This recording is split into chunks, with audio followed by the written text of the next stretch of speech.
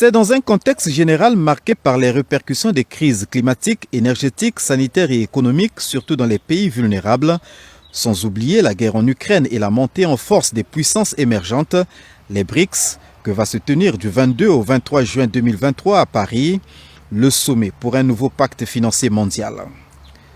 Les assises de la capitale française visent la réforme du système financier international afin qu'il prenne en compte les enjeux du monde actuel.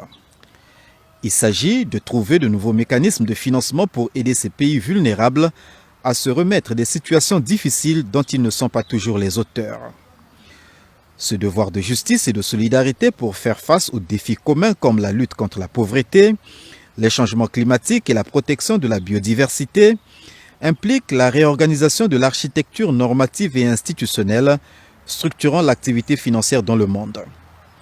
En effet, l'architecture financière actuelle est encadrée par les accords de Bretton Woods de juillet 1944.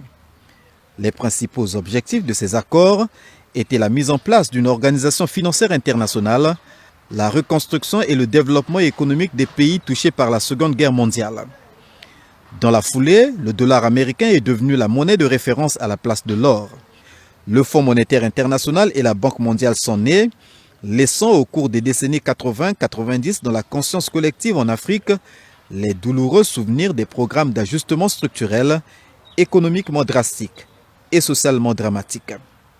Quoique réaménagé en mai 1999 à New York lors des assemblées générales du FMI et de la Banque mondiale, l'architecture normative et institutionnelle de la finance internationale est en inadéquation avec la donne présente.